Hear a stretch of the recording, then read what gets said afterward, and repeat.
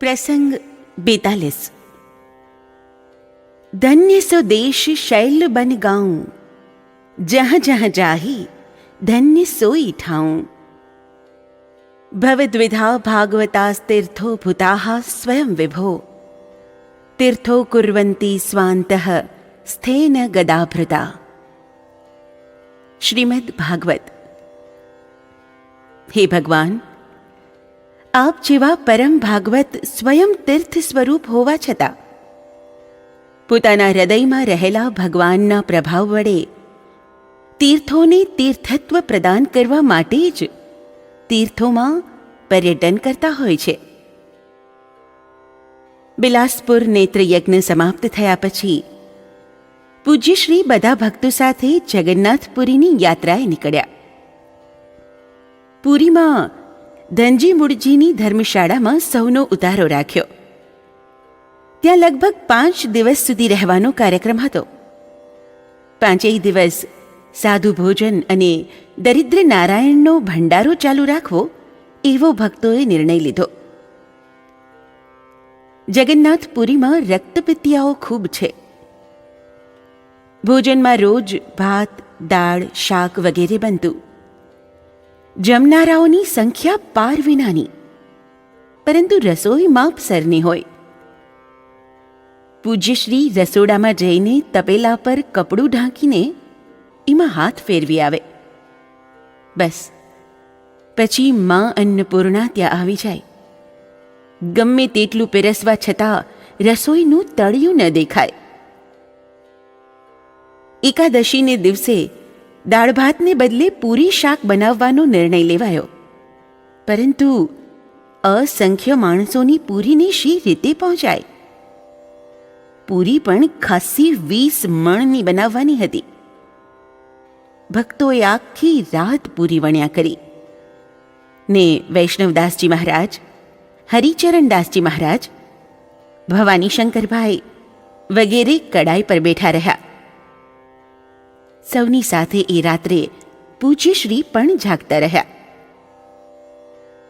દળેલા લોટની ગોણીઓ ખડકાઈ હતી અને એના પર પૂજ્યશ્રી બેઠા હતા.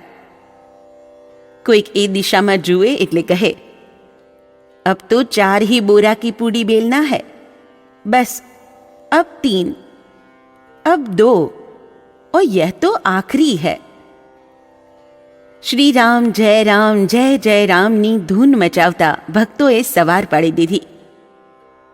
પૂરી તો બની, પરંતુ એ રાખવી શેમાં? પૂજ્યશ્રીએ એનો પણ રસ્તો કાઢ્યો.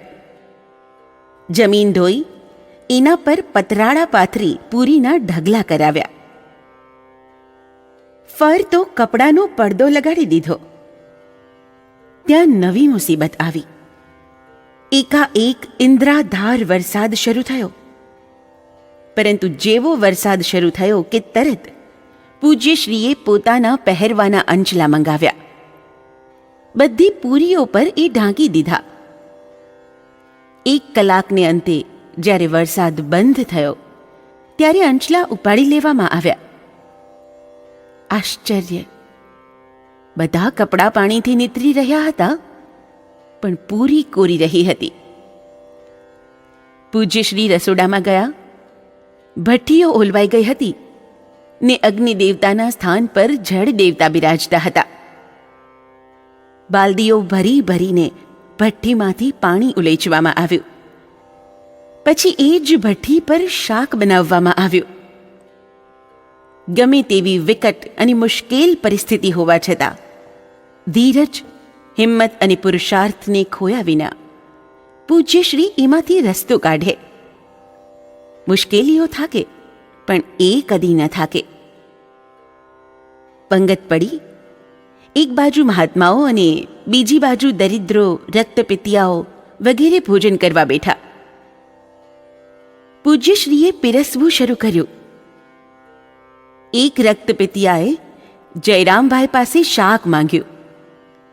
એમણે કડછી ભરીને એના પતરાવડામાં નાખ્યું. જમનારને એટલા શાકથી સંતોષ ન થયો. એણે હજુ થોડું વધુ પીરસવા કહ્યું. 3-4 કડછી શાક પીરસવા છતાં એ ધરાયો નહીં. જયરામભાઈને નવાઈ લાગી. એમને થયું કે આ આટલું નહીં ખાઈ શકે. બરાબર ત્યારે જ પૂજ્યશ્રી ત્યાં આવ્યા. એમણે જયરામભાઈના હાથમાં જે શાકનું કમંડલ હતું તે લઈને પેલા જમનારાની પાતળમાં ઠાલવી દીધું. એ સાથે જ તેના ચહેરા પર પ્રસન્નતાની, તૃપ્તિની સુરખી છવાઈ ગઈ. પૂજ્યશ્રીએ કહ્યું, લેने वाले को जब संतोष मिले तब दिया बराबर और तृप्ति एक अन्नदान में ही है. ભંડારો પતી ગયા પછી પૂજ્યશ્રી એક ઝાડ નીચે બિરાજ્યા. આસપાસ ભક્તો પણ ગોઠવાયા.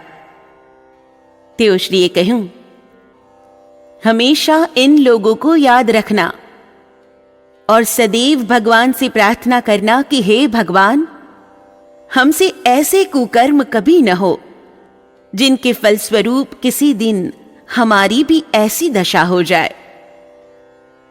मनुष्य सुधरे कब? जब मनन करे तब. છેલ્લે દિવસે દરેક મહાત્માને એક એક વસ્ત્ર અને રોકડ દક્ષિણાનું દાન આપવામાં આવ્યું. ભીમજી બાપાના આગ્રહને કારણે જગન્નાથપુરીથી સંઘ સહિત પૂજ્યશ્રી કલકત્તા ગયા. ત્યાં દક્ષિણેશ્વરના એક બંગલામાં ઉતારો રાખવામાં આવ્યો.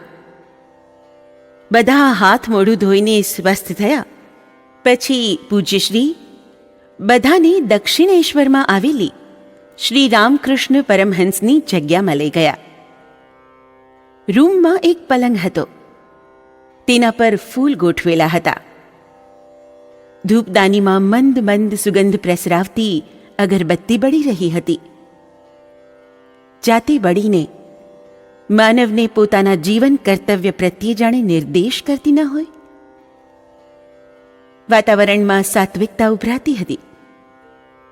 દિવાલ પર શ્રી પરમહંસજીના જીવન ચરિત્રના પ્રસંગ ચિત્રો હતા.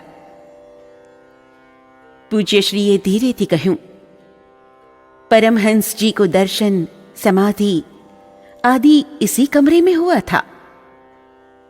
उनको समाधि लगने में उतनी ही देर लगती थी जितनी स्विच को खोलने और बंद करने में लगती है.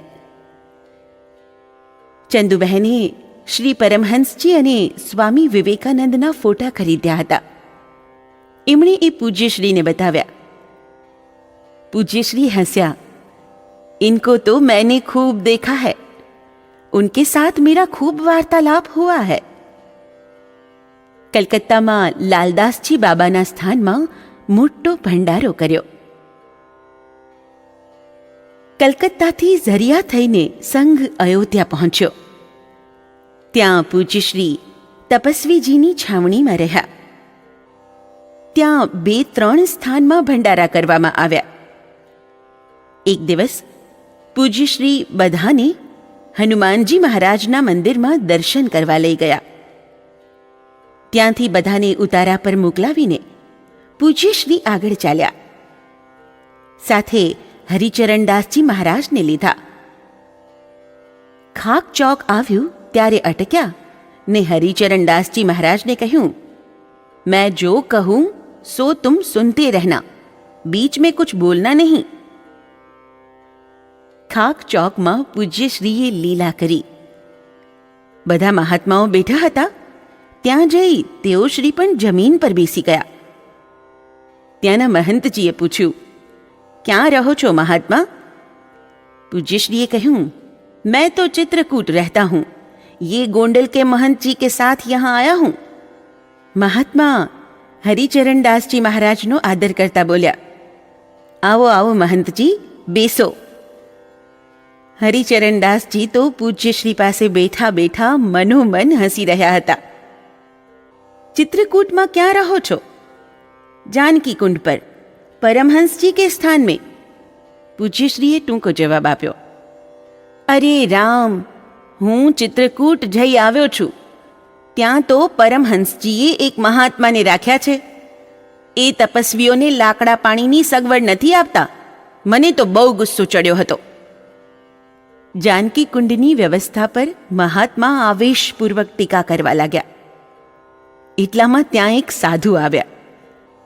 પૂજ્યશ્રીને જોતા એમણે દંડવત પ્રણામ કર્યા ને પૂછ્યું, મહારાજશ્રી, આપ આ રીતે કેમ બેઠા છો?